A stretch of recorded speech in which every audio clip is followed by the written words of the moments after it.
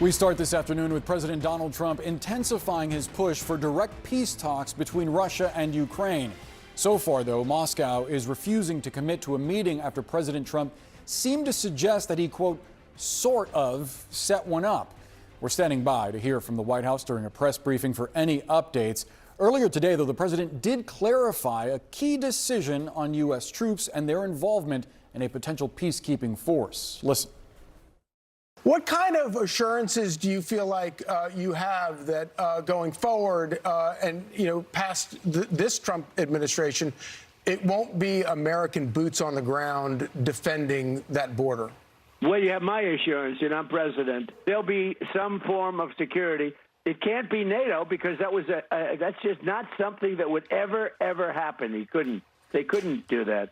So who would want that? I mean, if you were Russia, who would want to have your enemy, your opponent, sitting on your line? You don't do that. CNN's Elena Trina is live for us at the White House. Elena, just a point of fact, Russian approval is not a criteria for entry into NATO. I wonder what you're hearing from your sources there at the White House.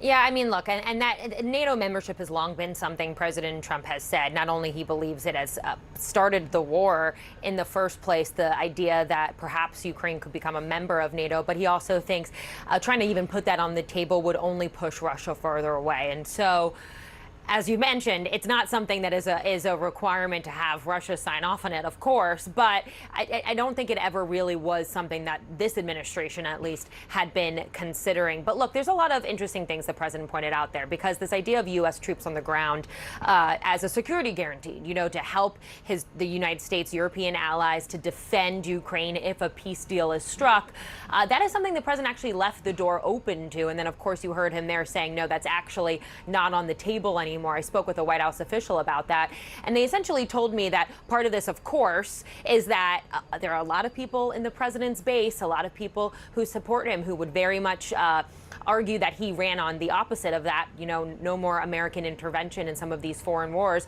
But then also, there are security guarantees, they argue, that the president can put on the table that will still help Europe. And you did hear the president this morning argue that he still believes that European nations need to be the front line for defense when it comes to Ukraine, because they are, in a proximity much closer to Ukraine. But some other things I want to point out, because he was also asked, Boris, about, land swapping and whether that came up during the course of his conversations yesterday, and specifically questions about the Donbas region. I want you to listen to how the president answered.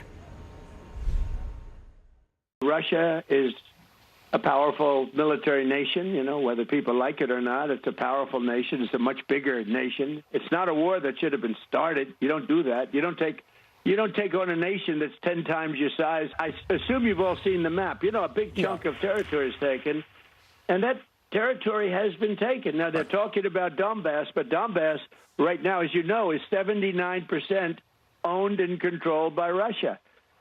So they understand what that means. So a few things there, Boris, that could be, a bit concerning to some European leaders, to Zelensky as well. He's essentially seeming to argue there that, one, you don't take on a nation 10 times your size. I'd remind you, of course, it was Russia that illegally invaded Ukraine. But then also the idea that Russia is controlling a good chunk of the Donbas region right now, kind of suggesting almost that Zelensky may have to concede some of that in order to get a deal done. And that's, really been the president's position through a lot of this, that both sides are going to have a give and take, but Zelensky is also going to have to definitely give if they're going to try to reach any sort of agreement that can end this war. Elena Trina, live for us at the White House. Thank you so much. So what is Ukraine's reaction to all of this news? CNN's Ben Wiedemann is live for us in Kyiv. Ben, the push for peace talks happening as new Russian attacks are also being launched.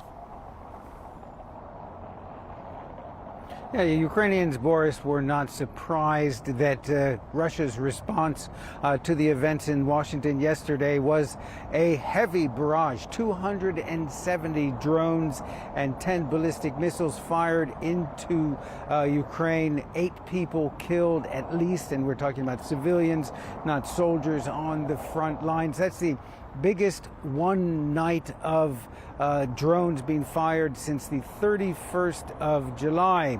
And, I think perhaps President Trump takes a rosier view of the Russians, but the Ukrainians, although they are encouraged by President Trump's position in support of Ukraine, by his reception to President Zelensky yesterday, they're encouraged by the support of the European leaders who are in the White House, but they are under no illusions about Russian intentions. They don't trust Vladimir Putin, not surprisingly.